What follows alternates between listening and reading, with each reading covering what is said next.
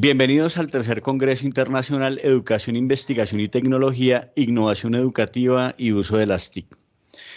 En esta mesa tenemos nuestro simposio Innovación Educativa y Uso de las TIC en las Ciencias Sociales y específicamente vamos a tomar una de esas ciencias que componen este amplio espectro de trabajo que son las ciencias de la educación. Básicamente vamos a hablar hoy de pedagogías del movimiento, investigación en el aula e innovaciones mediadas por TIC. Nuestro objetivo va a ser posibilitar un escenario de debate o reflexión en torno a investigaciones realizadas en el aula de clase e innovaciones mediadas por TIC que se apoyen en el movimiento como eje central de transformaciones pedagógicas, didácticas y educativas. Quien dirige esta mesa, aquí presente, doctor Juan Carlos Piñero Suárez, docente de la Secretaría de Educación y quien va a estar a cargo de cada una de las directrices en las diferentes ponencias. Empiezo presentando a los ponentes que nos van a acompañar el día de hoy. En primer lugar, John Edwin Valencia, licenciado en Educación Física de la Universidad de Cundinamarca, magíster en Actividad Física y Salud de la Universidad del Rosario, candidato a doctor de la Universidad del Magdalena, docente de la Secretaría de Educación en el Colegio Porfirio Barba Jacob. Su ponencia se denomina El uso de las TIC en los procesos de enseñanza de la educación física escolar en el marco de la enseñanza para la comprensión. A continuación tenemos al docente José Nodier Líbano Ortiz con la segunda ponencia. Él es licenciado en Educación Física de la Universidad del Tolima, magíster en Educación de la misma universidad, docente de la Secretaría de Educación en el Colegio Carlos Albano Holguín, y nos va a hablar sobre la importancia de los espacios y escenarios deportivos para la práctica de la recreación y el deporte.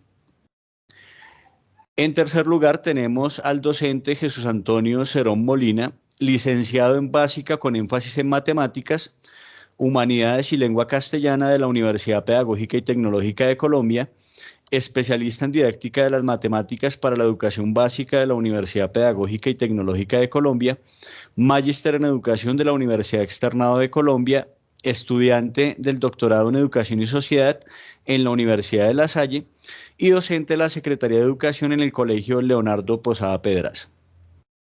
Su ponencia se denomina La programación para niños, perspectivas de abordaje desde el pensamiento lógico-matemático.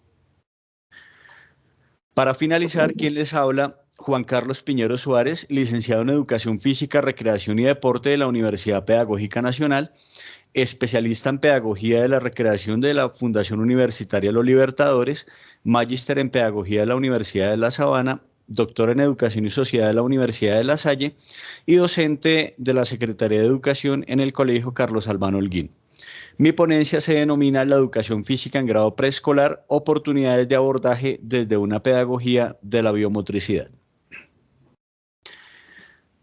Ya sin más preámbulos, sean ustedes bienvenidos. Vamos a dar el paso a nuestro primer ponente, el docente John Edwin Valencia.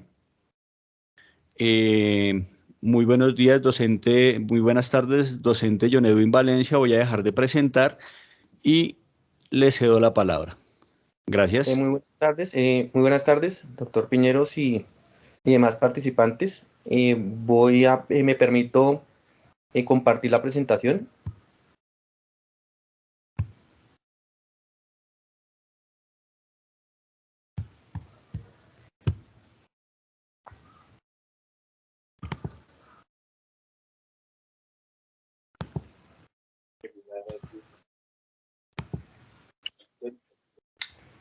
Bueno, ya como lo había manifestado el doctor Piñeros, mi nombre es John Edwin Valencia Moreno. Yo soy docente de la Secretaría de Educación. Actualmente me desempeño como profesor de Educación Física en el Colegio Porfirio Barba Jacob con bachillerato. Y hoy tengo la oportunidad de socializar la investigación que tiene como título Uso de las TIC en los procesos de enseñanza de la educación física escolar en el marco de la enseñanza para la comprensión.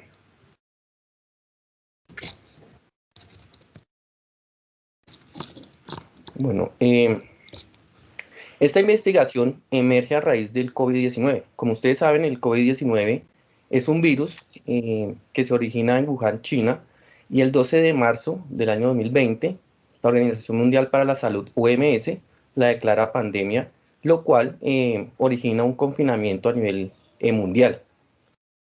Este confinamiento perjudica sustancialmente a los escolares, pues porque ellos a raíz de este confinamiento no logran desarrollar sus procesos de enseñanza y aprendizaje en el contexto escolar, ya que todas las instituciones educativas cerraron sus puertas.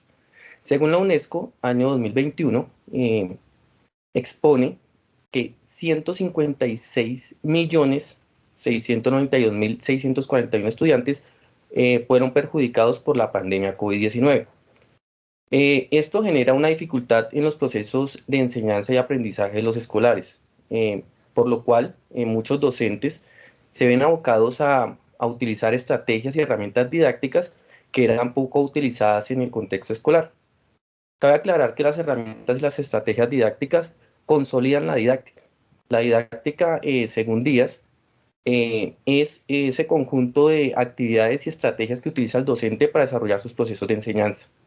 Por otro lado, de Camelloni, 2008, expone que la didáctica se transforma a raíz de los cambios que ocurren en el contexto pedagógico, político y económico.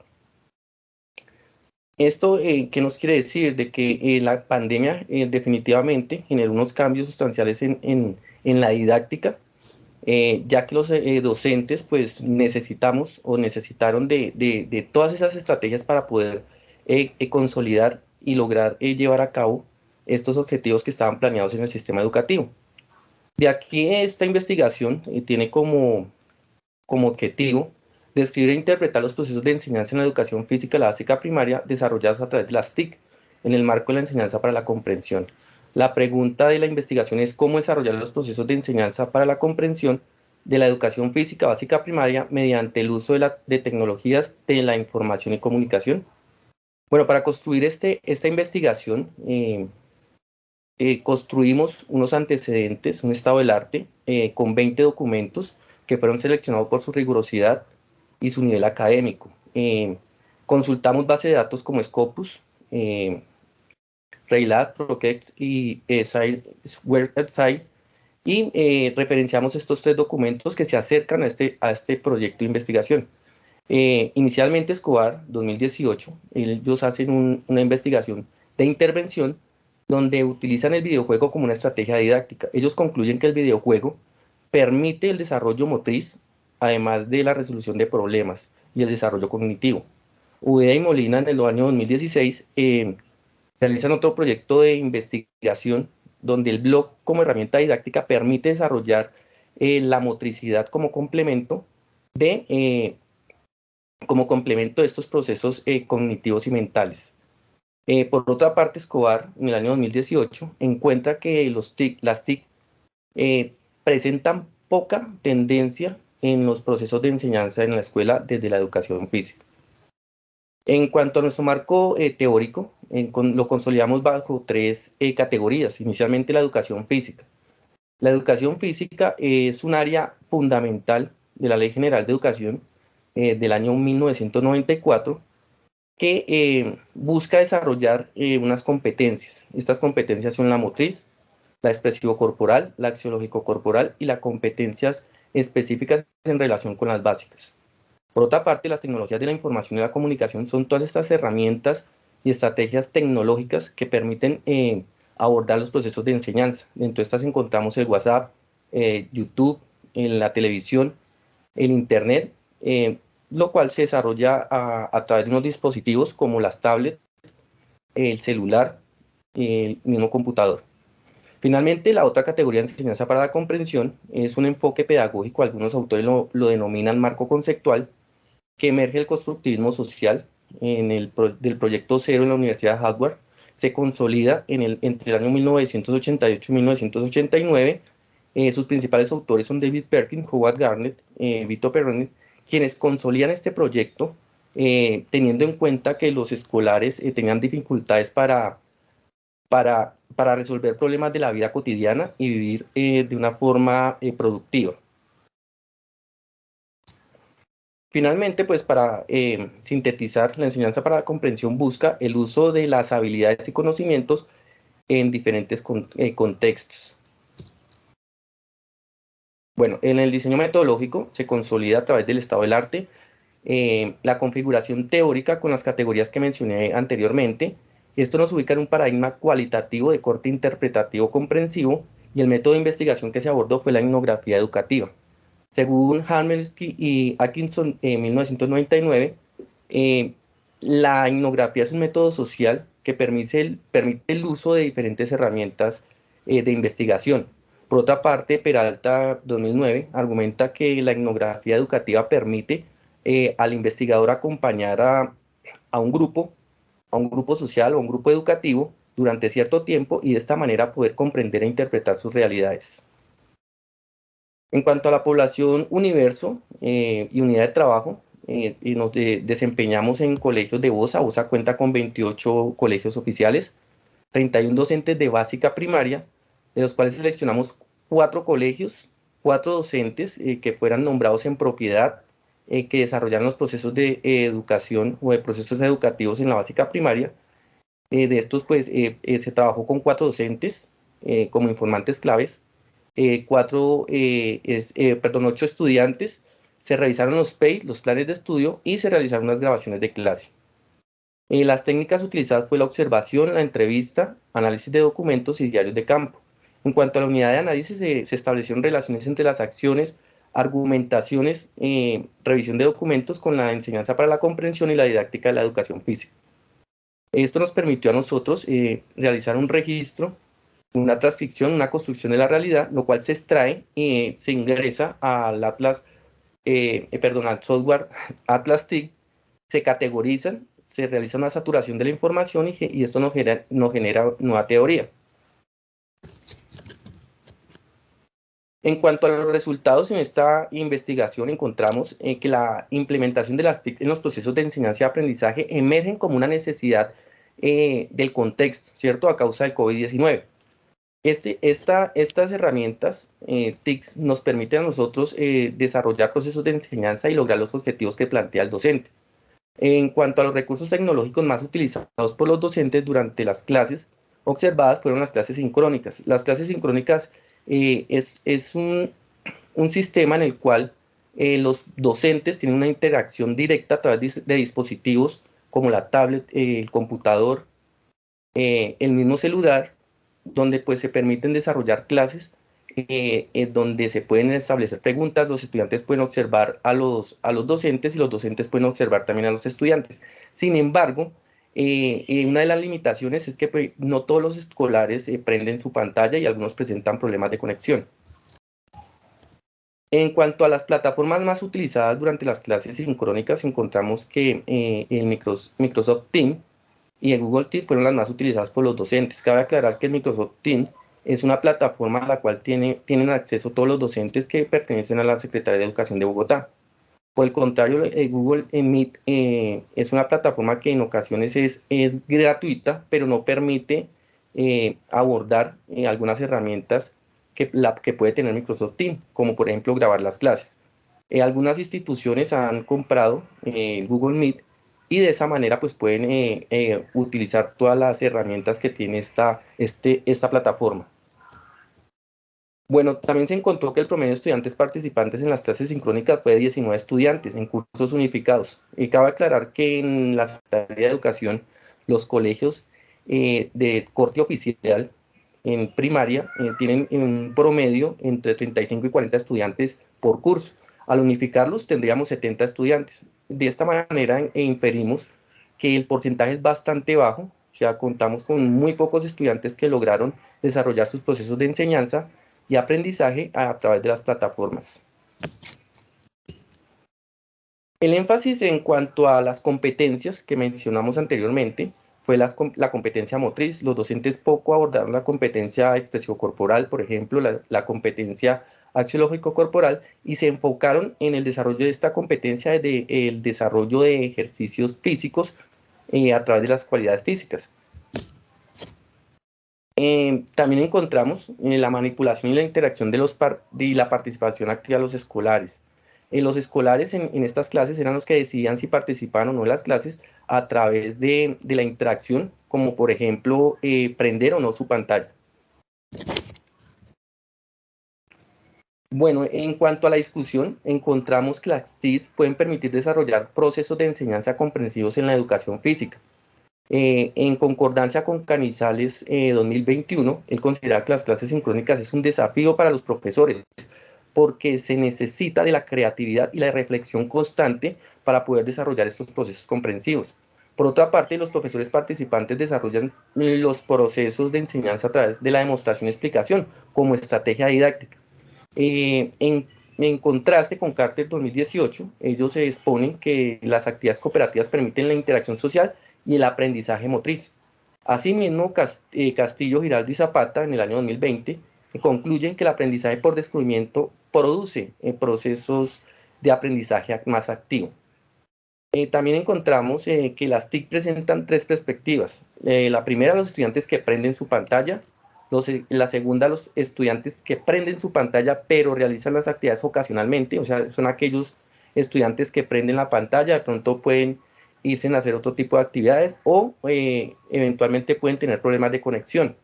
Y la tercera es aquellos que prenden ocasionalmente su pantalla o no la deciden no prenderla. Esto contrasta bastante con el estudio de Sánchez, quien considera que la motivación es una de las necesidades psicológicas las cuales inciden en los comportamientos positivos. Quiere decir de que si el estudiante no presenta una motivación, posiblemente no prende su pantalla para interactuar en la clase. Por otra parte, Martín Olivera, 2016, confirma que el protagonismo de la motivación en las decisiones y comportamientos positivos hace referencia casi que a la motivación y a los intereses que presentan los estudiantes, pues para ellos poder interactuar en las clases, en lo cual encontramos que algunos estudiantes posiblemente no presentan una motivación e interés. Finalmente, las TIC pueden facilitar el desarrollo de las competencias de la educación física. Sin embargo, la tendencia fue el desarrollo de la competencia motriz. En consonancia, Baena 2021, ellos establecen que la enseñanza de la educación física durante la pandemia se enfatizó en la preservación de la salud física, ¿cierto? Y el trabajo de la condición física para la salud. Y San Frutos 2021 también argumentan que la clase de educación física durante la pandemia permitió mejorar el bienestar de los estudiantes.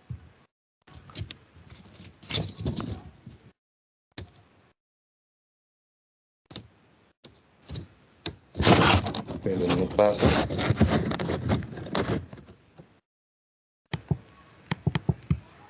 Bueno, en cuanto a las conclusiones, bueno, las TIC pasaron de ser una herramienta de experiencias exitosas a una necesidad educativa durante el confinamiento. Realmente las TIC era una herramienta como complementaria en los procesos de enseñanza, pero los docentes generalmente no las utilizaban, no veían la necesidad de utilizar las TIC para abordar procesos educativos. El confinamiento nos demostró que las TIC realmente permiten desarrollar procesos de enseñanza. Sin embargo, pues los docentes debemos capacitarnos un poco más en estas herramientas. Las TIC exponen diferentes opciones, entre estas las clases sincrónicas, Classroom, sesiones de clases por YouTube, videos y guías enviadas a través del correo electrónico, WhatsApp, entre otras estrategias. Realmente todas estas estrategias deberían ser un complemento en los procesos educativos, ya que la escuela debe salir de sus cuatro paredes y abrirnos a una globalización. Bueno, las clases sincrónicas de educación física observadas durante el confinamiento se enfatizan en el desarrollo de la condición física sin reflexión. Es cierto que las clases a través de las plataformas de pronto presentan algunas limitaciones, pero eso no quiere decir de que la misma clase se desarrolle en procesos reflexivos, ¿cierto? Que se aborden otras competencias como la misma axiológico-corporal, la competencia expresivo-corporal durante las clases. Esto necesita de un poco más de planeación y utilizar realmente la estrategia en todo su potencial. En cuanto a las estrategias de enseñanza, se hace hincapié a la explicación y demostración de ejercicios para el desarrollo de la condición física. Entonces vemos que nos limitamos mucho a veces a las clases en cuanto a la explicación y la demostración para que el estudiante replique. nos olvidamos de esos procesos como por ejemplo la misma reflexión, el trabajo cooperativo dentro de la misma clase, también otros aspectos como por ejemplo el descubrimiento guiado, entre otras estrategias que se podrían abordar utilizando las herramientas TIC. Con respecto a los procesos de aprendizaje, la mayoría de los estudiantes siguen instrucciones de los docentes y en algunas ocasiones realizan preguntas cuando no entienden un ejercicio.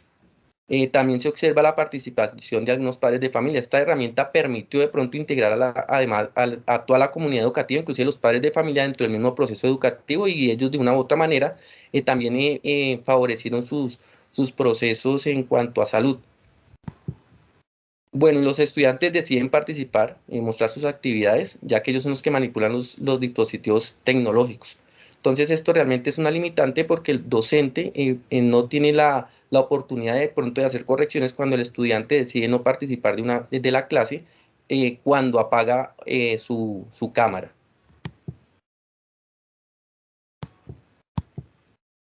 Bueno, pues muchas gracias por su atención. Este es mi correo electrónico y espero de pronto haber aportado un poco más en estos procesos educativos de la educación física mediados por las TIC.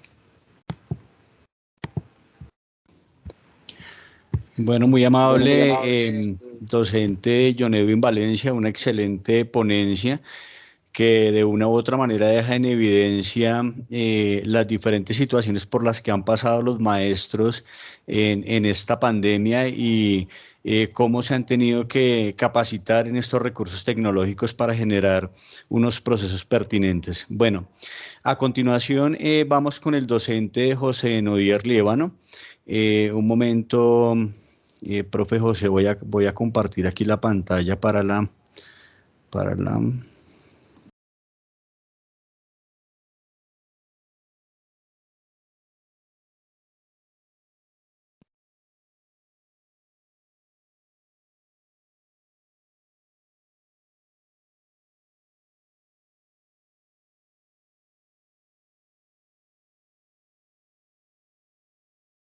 Muy buenas tardes, mi nombre es José Nodier Líbano Ortiz, laboro en la Secretaría de Educación de Bogotá y mi investigación, la importancia de los espacios y escenarios deportivos para la práctica de la recreación y el deporte.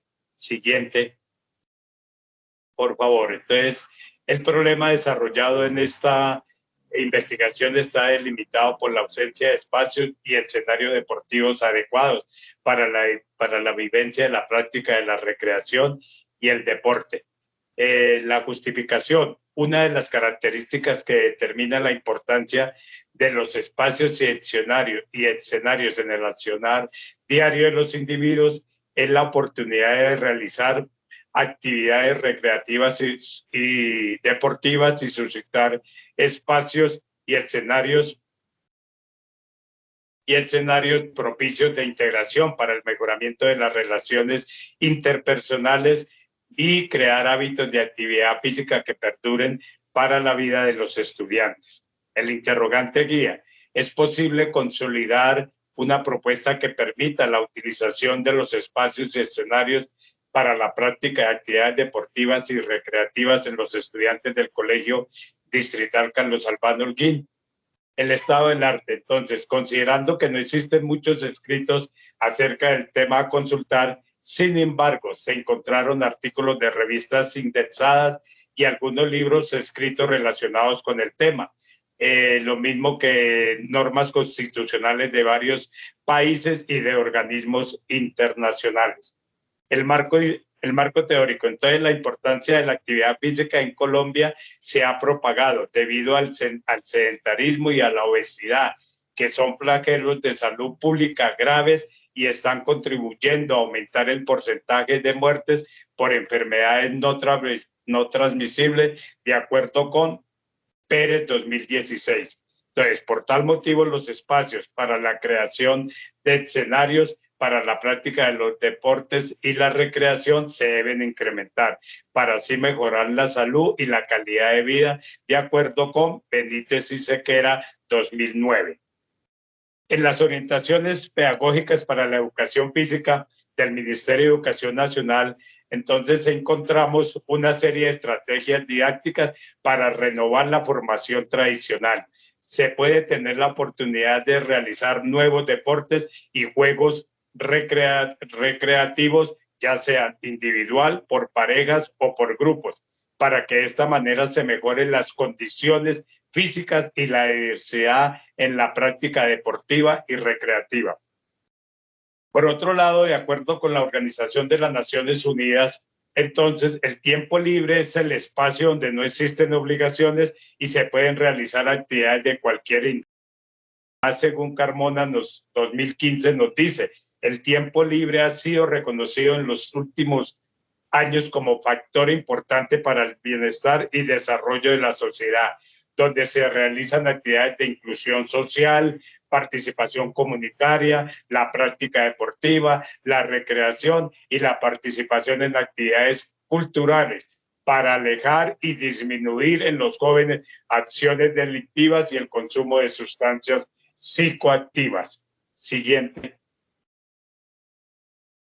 La metodología. Entonces, la investigación a utilizar es de corte cualitativo, describiendo los sucesos complejos en su medio natural, tal y como sucede en el espacio del patio para la actividad recreativa y deportiva de un colegio público de la localidad de Bosa, en Bogotá, Distrito Capital.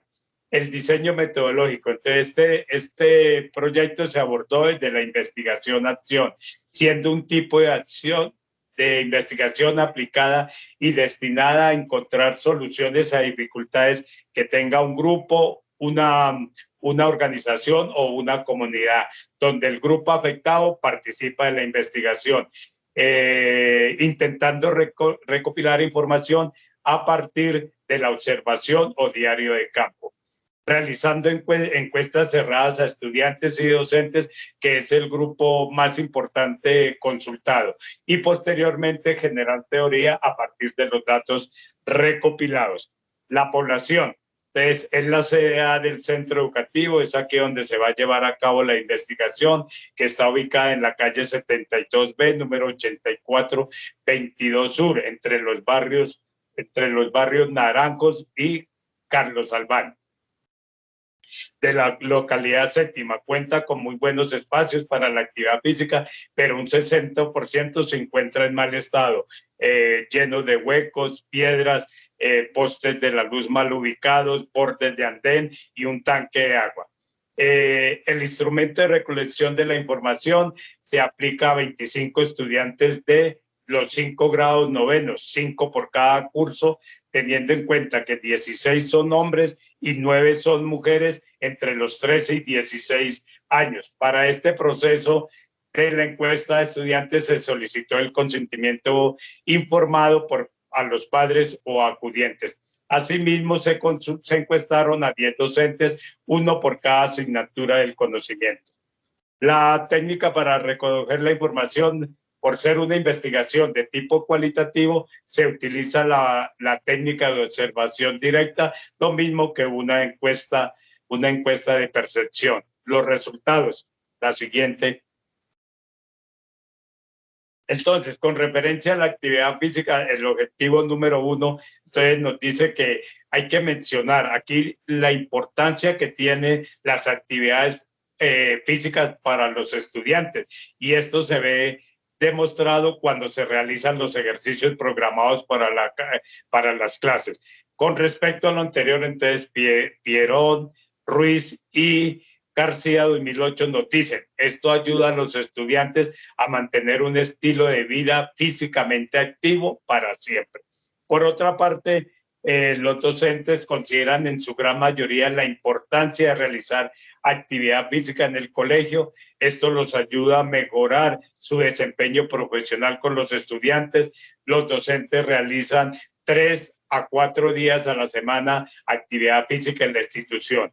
Asimismo, Bull, Jacobi, Neyman, 2003 nos manifiesta la práctica moderada de actividad física, pero regular, subir escalera, caminar rápidamente, montar en bicicleta, puede reducir el estrés, aliviar la depresión y la ansiedad, estimular la autoestima y mejorar la claridad mental en los docentes. El objetivo número 2, implementar otras actividades deportivas y recreativas. Entonces, los estudiantes solicitan implementar en las clases los deportes como el atletismo, el balonmano y el tenis de mesa, y la actividad recreativa, los quemados. Contrarrestando con los docentes que ellos solicitan un gimnasio bien dotado, un coliseo adecuado y un salón para las danzas. Aunque según Benavides 2006 nos dice, las condiciones de localización y funcionamiento de los establecimientos educativos hacen difícil prescribir un tipo y número de instalaciones deportivas. El objetivo número 3, el tiempo libre de los estudiantes. Entonces, ellos dicen que las actividades deportivas y recreativas en el tiempo libre son muy importantes, pero predominan las actividades deportivas como el fútbol, baloncesto, ciclismo, patinaje, voleibol. Algunos practican el trote, las caminatas y muy poco la natación y el tenis de campo. De acuerdo con Carmona 2015 nos dice, esto ayuda al mejoramiento de la calidad de vida, la reducción del estrés, el desarrollo mental, físico saludable en los estudiantes. La siguiente. La discusión. Entonces, con referente a la actividad física, la opinión de la comunidad educativa manifiesta que la realización de actividades físicas, recreativas y deportivas sirven para mejorar el estado físico, la salud, mantenerse ocupados en acciones positivas y crear hábitos saludables de vida. Por tal motivo, Alfaro, Campos, Gol y Núñez 2015 nos dice, se debe promover en los niños y jóvenes la actividad física en juegos, deportes, desplazamientos, actividades recreativas, educación física o en ejercicios programados. Con referencia a los escenarios deportivos y recreativos, la comunidad educativa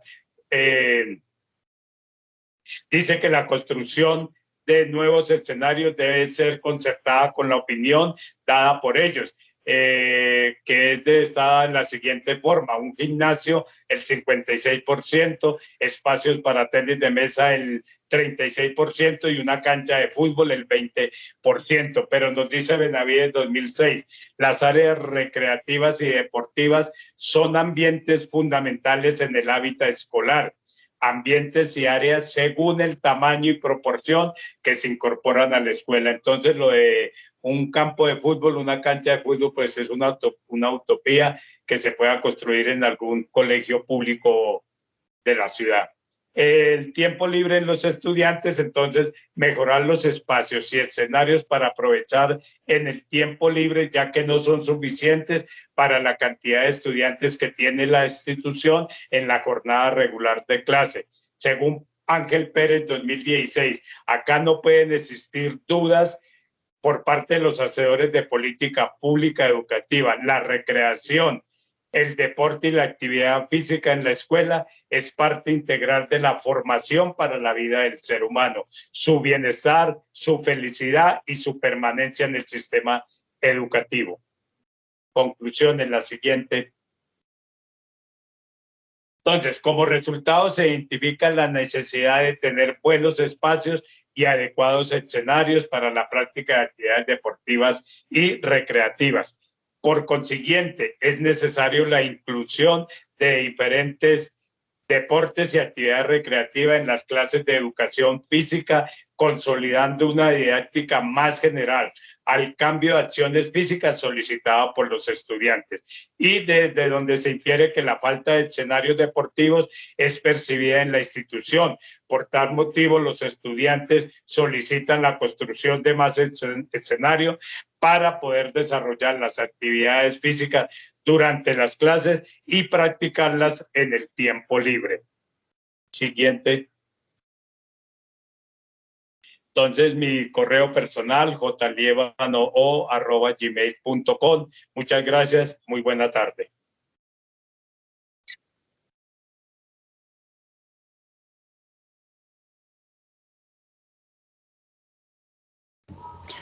Bueno, muy amable, profe José, por su exposición. Básicamente, sí, en los colegios de Bogotá específicamente en el ámbito público, hacen falta escenarios recreodeportivos.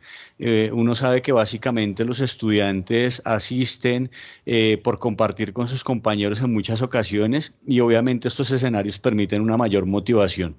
Un tema muy pertinente y ojalá los hacedores de política pública consideren este tipo de investigaciones para comenzar a generar transformaciones a nivel educativo. Bueno, vamos a dar vamos a dar ya inicio con la tercera ponencia con el profe Jesús Cerón. Un momento, profe Jesús Cerón, ya lo voy a compartir para que su merced pueda iniciar la presentación. Deme un segundo acá.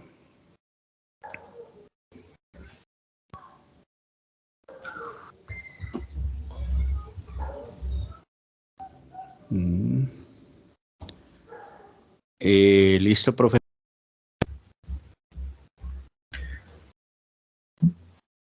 Buenas tardes para todos los asistentes.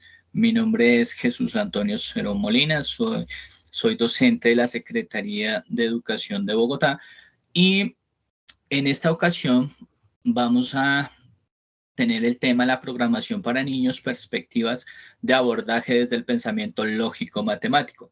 Esta es una investigación de tipo documental que se va a presentar y se está desarrollando pues en pro de la investigación con la cual estoy trabajando en la Universidad de La Salle. Siguiente, por favor. Bueno, para entrar en materia vamos a tener tres aspectos fundamentales en los cuales pues, va a girar nuestra discusión, nuestro diálogo.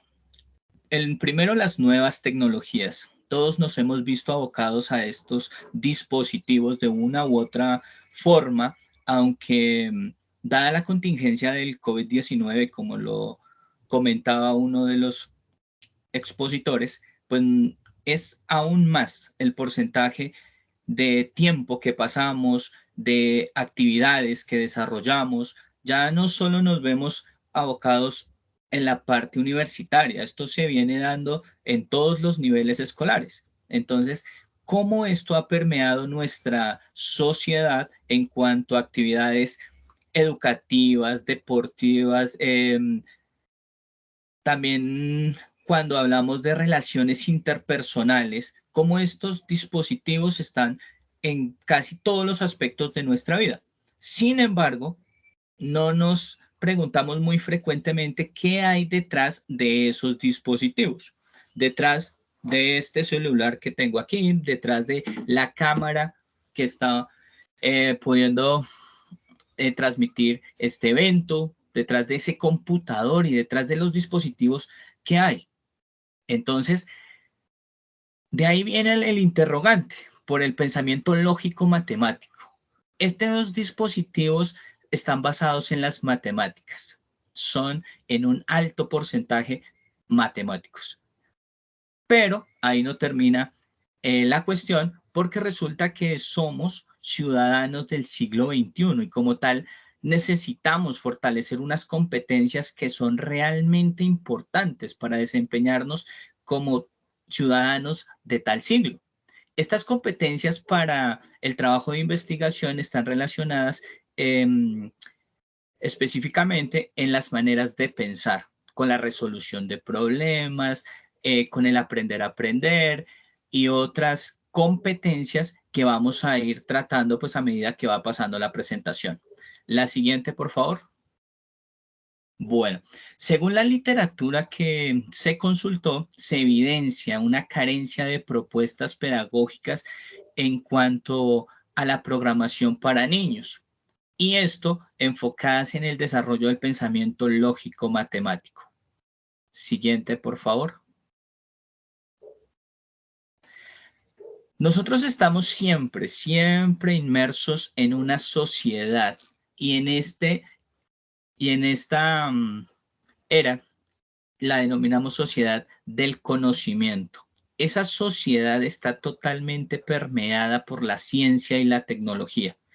Muchos de los autores han comentado que la ciencia y la tecnología son supremamente relevantes para el desarrollo de una sociedad como tal.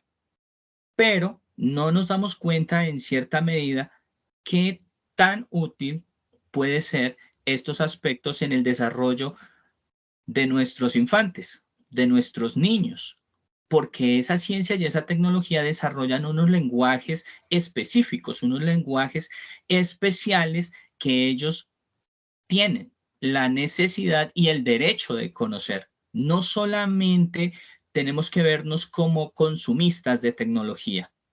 ¿Será posible que nuestros estudiantes sean productores de esa tecnología, de esos programas que están utilizando, de esos juegos que están siendo relevantes para ellos y con los cuales pueden aprender infinidad de cosas?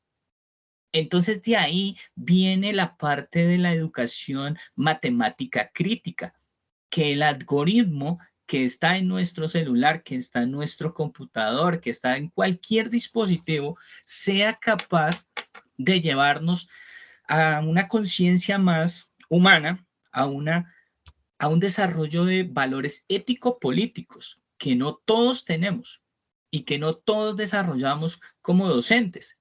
Y miren la importancia de una sociedad crítica. No solo consumir por consumir programas. ¿Por qué no volvernos productores? ¿Será que estamos destinados a consumir todo lo que nos llega de las naciones industrializadas?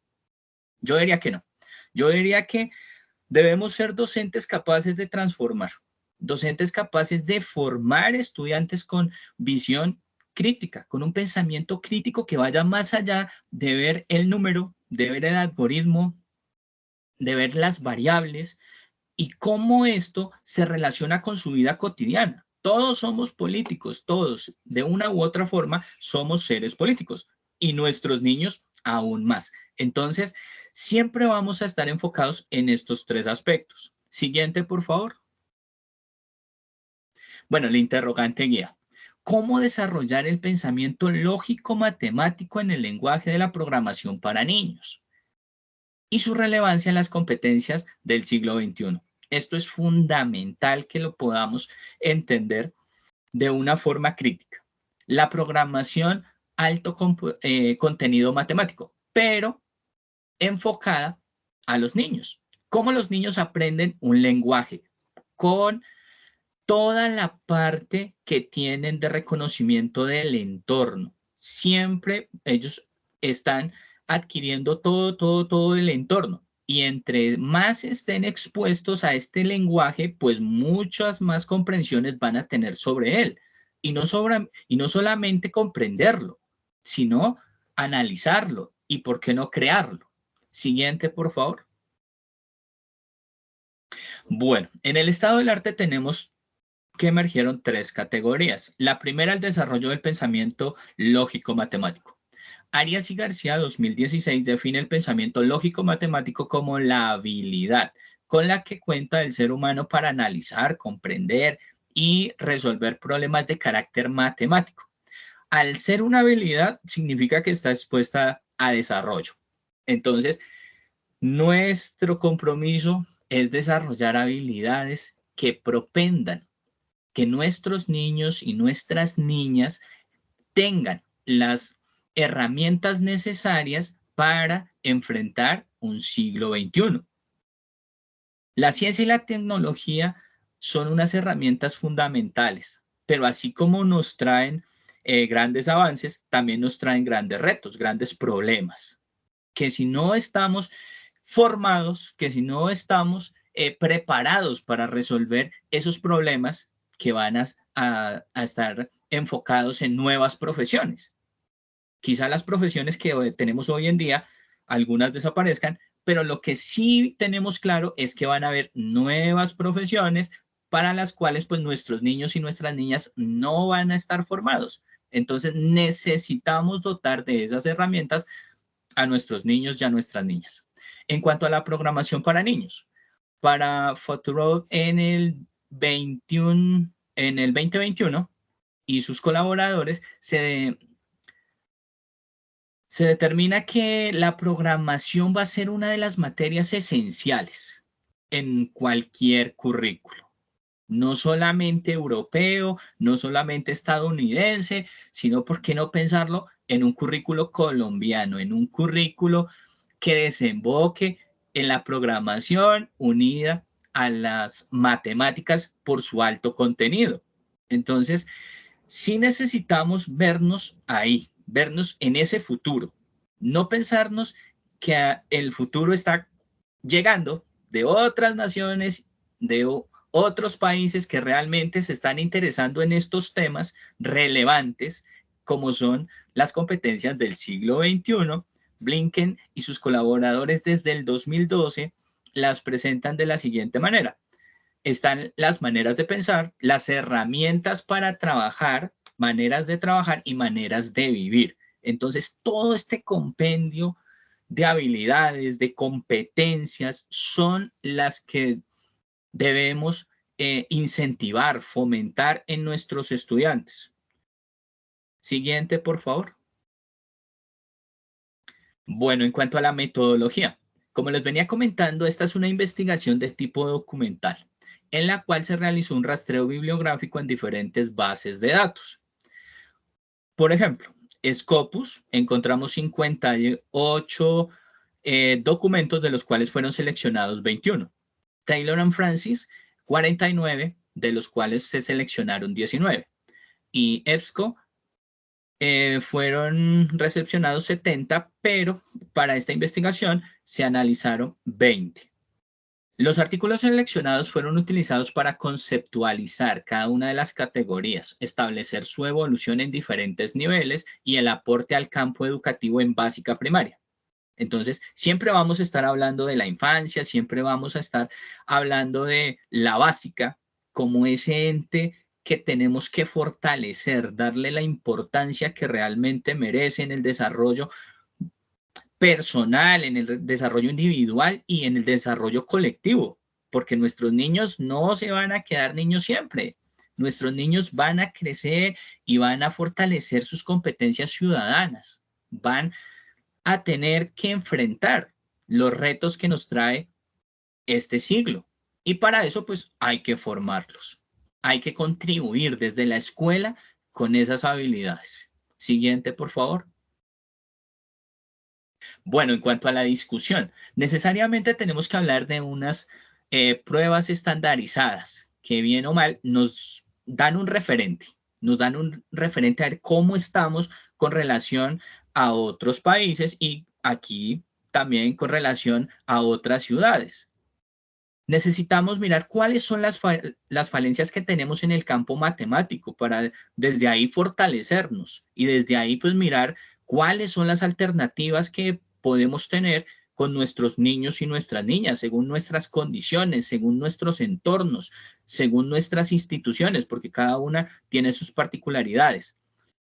Sin embargo, sí es necesario de hablar de una interdisciplinariedad, una materia supremamente importante, las matemáticas. En estos momentos estamos hablando de programación, pero ¿cómo interrelacionarlas? Para eso, pues ya tenemos casos avanzados. Tenemos principalmente los países europeos, pero si nos vamos a nuestra América Latina, tenemos el caso argentino, uno de los países que viene desarrollando todo un compendio, porque no es solamente agregarlas, no es solamente tenerlas ahí juntas, es formación docente, por un lado. En Colombia no hay formación docente como tal, formal. Tenemos cursos, tenemos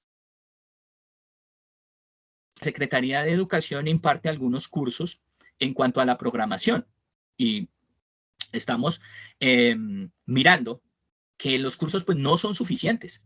Tenemos que llevar esto mucho más allá, como lo están haciendo otros países, como el caso argentino. Están creando especializaciones, maestrías, todo enfocado en la programación, pero en la programación para niños, porque tiene sus características especiales. No es una programación en general, sino tiene unas características especiales, una didáctica especial, una propuesta pedagógica muy, muy concreta. ¿Qué hay que movilizar? Hay que movilizar todo el sistema educativo. ¿Por qué? porque la educación tiene que responder necesariamente a unas necesidades sociales. Y esas necesidades sociales nos está diciendo a gritos que tenemos que formarnos en unas competencias, los docentes, y de ahí en adelante pues los estudiantes, porque nosotros pues somos su ejemplo. ¿Y por qué en la básica primaria? Porque, como les venía comentando, las competencias se desarrollan desde la infancia, desde la neurociencia. La parte cognitiva está comprobado que el 80% del desarrollo del cerebro está en la infancia, con un cerebro plástico, un cerebro que absorbe unas neuronas que se van conectando, se van desarrollando ciertos aspectos que hacen que nuestros estudiantes pues aprendan mejor, que los aprendizajes sean realmente de calidad, sean significativos, que realmente motiven. No es solamente que el estudiante aprenda por el momento, sino que quede con esa inquietud. ¿Qué pasa con esas matemáticas y esa programación? Este jueguito que estoy acá utilizando, ¿cómo yo puedo mirar qué hay detrás de eso?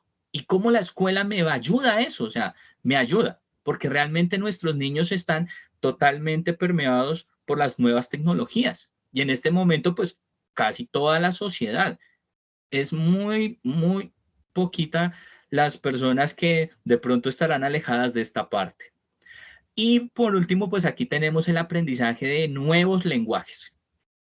¿Qué desencadena? Pues a raíz de la programación. La programación pues tiene un alto componente matemático y ese componente matemático va desarrollándose también con un nuevo lenguaje que nuestros estudiantes pues necesariamente van a tener que aprender para desempeñarse de una forma excelente, que seguramente va a ser así más adelante pues cuando sean adultos. Siguiente, por favor. Bueno, y las conclusiones. Una de las primeras, la primera conclusión, mejor. A nivel mundial, la programación está siendo adoptada en los sistemas educativos desde los niveles de educación primaria. Esto lo estamos viendo principalmente en Suecia, países europeos, donde están enfocados en que esto sea no solo un sueño, sino una realidad, y cómo estos países han visto a dónde ir. Se han visualizado realmente en el siglo XXI alto componente ciencia, tecnología, y que hay que desarrollarlo en nuestros niños. Pero resulta que en Colombia pues se presenta un rezago en este campo, con alternativas aisladas que se enfocan en la capacitación de los docentes en el sector oficial, como les venía comentando. Son cursos realmente pues cortos que dan pie para que el docente se motive, para que tengamos un docente autodidacta en este campo, que realmente pues en estos momentos es así. El docente autodidacta busca, se forma y quiere llevarle lo mejor a sus estudiantes en este campo de la programación para niños. Y realmente no hay edad para aprender este tipo de temas. Simplemente pues hay que buscar las estrategias tanto didácticas como pedagógicas. La segunda conclusión, la OCDE señala que las competencias necesarias para enfrentar los retos del siglo XXI deben ser desarrolladas desde la infancia. Entonces, nuestros estudiantes absorben todo lo del entorno, absorben todo lo que esté relacionado con sus intereses también. Y en estos momentos, los videojuegos, toda esta parte tecnológica está atrayendo muchísimo su atención. ¿Qué tenemos que hacer? Pegarnos a la rueda de la ciencia, de la tecnología y fomentar estas habilidades. Y por último, pues tenemos que, como nos lo comentaba pues el compañero, la pandemia del COVID-19 para este campo pues abre la puerta, nos dice, mire, las familias se vieron en la necesidad, ni siquiera en el gusto, no, en la necesidad de adquirir dispositivos tecnológicos, de adquirir internet y de aprender. ¿Qué hace esto? Esto nos abre, como les venía comentando, la puerta a que tengamos un aprendizaje de lenguaje de programación mucho más fácil, mucho más llevadero, porque ya tenemos este tipo de elementos y nuestros estudiantes, nuestras familias, tanto de colegios públicos como privados, se han visto en la necesidad de utilizarlos, de comprenderlos y de llevarlos a cabo en su diario vivir. Siguiente, por favor. Por último, pues les dejo mi correo para las inquietudes y los aportes que ustedes puedan tener. jesusc65@unisalle.edu.com.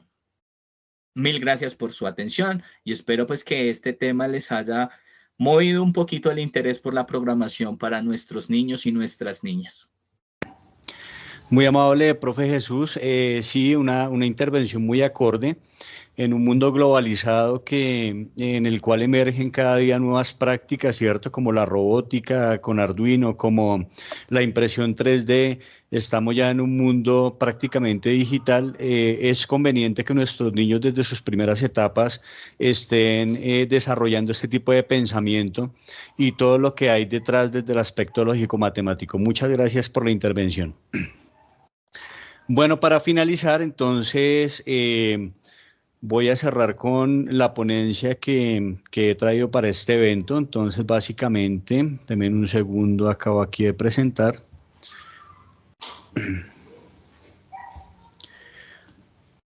Bueno, mi nombre es Juan Carlos Piñero Suárez, docente de la Secretaría de Educación.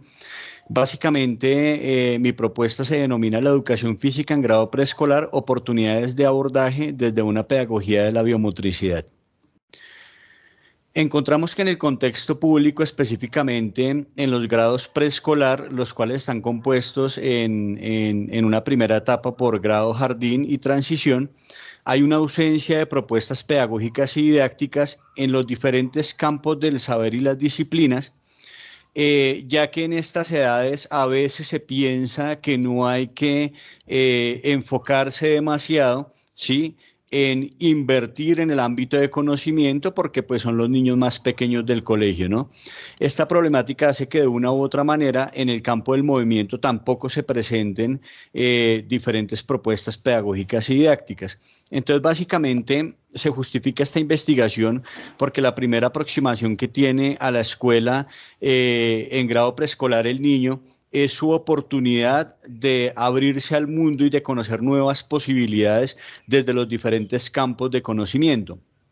Entonces, todos sabemos, como lo dice Stanislas Dehaene, como la afirma Eric Kandel, ¿sí? En estas primeras etapas es donde las redes neuronales de una u otra forma pueden ser estructuradas generando un anclaje y un andamiaje a largo plazo. Entonces, básicamente, el interrogante guía de esta investigación es cómo abordar esa educación física en grado preescolar desde una pedagogía de la biomotricidad. Básicamente porque la pedagogía de la biomotricidad fue, digamos, mi tema de tesis doctoral y en esta tesis doctoral se evaluaron los estudiantes de básica, secundaria y media. Entonces, queríamos aplicar estos conceptos de la pedagogía de la biomotricidad a estudiantes de grado preescolar a ver qué era lo que podía pasar. Entonces se tomaron 60 textos considerando las diferentes bases de datos como Scopus, como Dialnet, como Web Science, entre otras bases, considerando las investigaciones de los últimos 5 años relacionadas con los aspectos neurobiológicos del aprendizaje que se estaba haciendo a nivel pedagógico y didáctico en los diferentes escenarios, tanto nacionales como internacionales, y cuáles eran esas falencias que de una u otra forma se presentan en estos estadios educativos. Entonces, básicamente, el marco teórico se abordó desde los aspectos neurobiológicos en grado preescolar, la enseñanza para la comprensión como enfoque pedagógico, ya que en nuestra institución también trabajamos a partir de este enfoque pedagógico, y la pedagogía de la biomotricidad en la educación física, que como les comentaba hace parte de una propuesta que se desarrolló en la tesis doctoral. Entonces, básicamente se utiliza pues una metodología, esta es una investigación de corte cualitativo, que pretende encontrar esas relaciones que subyacen entre el maestro, la enseñanza, el saber, el aprendizaje y el estudiante en un contexto escolar determinado. y para eso utilizamos un diseño metodológico que es la investigación-acción, tratando de hacer un estudio de las situaciones sociales particulares con el fin de mejorar estas situaciones a partir de la intervención educativa. Entonces, para esto, pues, digamos, utilizamos diferentes técnicas para recoger la información, específicamente la observación, a través de matrices de evaluación, para videos, evaluación diagnóstica permanente y una prueba final de conocimiento. Esto se hace con 4 ciclos de reflexión. El primero responde a una evaluación de tipo cognitivo frente a diferentes unidades que se le exponen a los estudiantes, trabajando a partir del símbolo y la representación simbólica que tiene el niño. A partir de ahí se hace una reflexión y como empieza el momento de pandemia en el 2020, se toman 2 niñas para hacer un estudio de caso, específicamente aplicando 4 unidades didácticas de 40 intervenciones cada una. Y en cada uno de estos momentos se hace su respectiva reflexión intentando mejorar estas unidades didácticas desde la enseñanza para la comprensión a través de las vivencias que se van desarrollando y de los niveles de comprensión que van desarrollando los niños evaluados en el proceso. Básicamente en la primera etapa se evalúan 108 niños y en las 3 unidades didácticas desde lo motriz se evalúan 2 niñas. Entonces, esta es una de las pruebas diagnósticas a nivel cognitivo. Como pueden ver, hay unos gráficos y unos números que los niños en las diferentes clases desde el movimiento van conociendo, van identificando. Y a partir de esta evaluación o esta prueba diagnóstica identificamos qué tantos elementos asimilaron ellos desde el aspecto cognitivo en cada uno de los contenidos evaluados. Entonces tenemos que desde el objetivo 1 de la investigación se puede encontrar que el 82.6% de los niños que fueron evaluados encontraron un nivel avanzado en sus desempeños y el 17.3% de los estudiantes alcanzaron un nivel intermedio en los desempeños propuestos. No hay niños en nivel básico ni en nivel bajo. Y obviamente tenemos que es un nivel satisfactorio para todo un grado dentro de las evaluaciones previas que usualmente las docentes habían realizado con los niños. Entonces se encuentra que en estas intervenciones a través del movimiento con ayuda del símbolo hay un alto grado de impacto en estos estudiantes. Por otro lado, en grado transición se encuentra que el 56% de los niños evaluados alcanzaron un nivel avanzado de desempeño y el 36%, que sigue siendo alto, un nivel intermedio. Un 8% de estudiantes en estos grados no aplicaron las pruebas y no se encuentran niños en niveles de desempeño básico y bajo. Aquí podemos ver la matriz de categorización de la información, donde las docentes ubicaban cuáles eran las respuestas correctas e incorrectas de los niños, y ahí están los niveles de la comprensión según la cantidad de respuestas que ellos habían presentado en relación con los diferentes contenidos. Ya desde el objetivo número 2, pues diseñamos una guía donde se caracterizan los aspectos pedagógicos y didácticos necesarios para un correcto abordaje de la biomotricidad en grado preescolar. Entonces, allí delimitamos unos aspectos relevantes desde la educabilidad, la enseñabilidad y la aprendibilidad que estaban basados en la biomotricidad en grado preescolar. Entonces, hay elementos como la motivación, la modificación en los ambientes de aprendizaje, el uso de los 4 pilares de aprendizaje de Stanislas Dehaene y la caracterización de los aprendizajes según la edad. Estos elementos tienen una guía particular desarrollada, digamos, en cada uno de los niveles y en cada una de las unidades, que pues ya está en manos de las docentes para, en caso de que no llegue el docente de educación física, ellas tengan la capacidad de hacer la aplicación. Ya desde el objetivo 3 de la investigación, que era proponer 4 unidades didácticas desde la educación física basadas en la enseñanza para la comprensión, elaboramos desde el proceso de retroalimentación continua 4 unidades didácticas y con su respectivo enlace a un canal de YouTube para que los niños y las profesoras tengan acceso al nivel de desempeño al cual tienen que llegar. Estas unidades se entregan, como les comentaba, a las maestras de la institución para que sean consideradas en la nueva reestructuración curricular y así se pueda generar, digamos que una transformación específicamente en el campo de la pedagogía y la didáctica para niños en estas edades. Y por último, este proyecto pues se presenta al Premio Nacional en Investigación e Innovación está en proceso de evaluación con el objetivo de que se visibilicen los resultados y así de pronto se pueda solicitar apoyo desde las entidades estatales para tener una mayor masificación de este tipo de propuestas. Aquí pueden ver de pronto cómo son las unidades didácticas, cómo se han diseñado. Aquí pueden mirar cómo se enlazan al canal de YouTube después de haber hecho la evaluación y después de haber decodificado los niveles de la comprensión.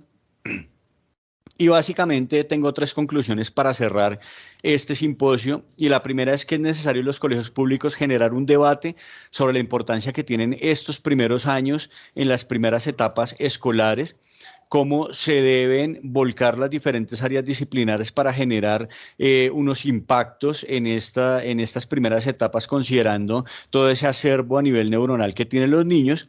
Sí, por lo tanto, las intervenciones educativas en grado preescolar deben propender por esa personalización en el proceso, es decir, entre menos niños encontramos en grado preescolar, más seguimiento, un seguimiento más personalizado se puede desarrollar y por lo tanto es importante que para que podamos disminuir los grupos, apoyarnos en los niños de servicio social, los practicantes y los docentes de pronto de apoyo, ¿sí?, de otras áreas de conocimiento para generar un mayor impacto en el aprendizaje. Y por último, las intervenciones educativas basadas en el movimiento inciden notablemente en los avances cognitivos, emocionales, éticos y fisiomotrices en los grados de jardín y transición. Entonces es ideal que las otras áreas disciplinares y las mismas docentes de grado preescolar comiencen a utilizar este tipo de contenidos, de aplicaciones, de conocimientos en el ámbito de las materias un poco de corte más duro a nivel cognitivo para que los niños de una u otra forma tengan mejores aprendizajes a través del movimiento. Y muchas gracias, mi correo juancarlosp49yahoo.es, muy amable por la paciencia y por estar atentos a la exposición. Bueno, no siendo más, les agradecemos su participación, estimados ponentes, en este evento. Quedamos prestos a las preguntas que tenga nuestro público que en este momento se conecta por diferentes redes sociales.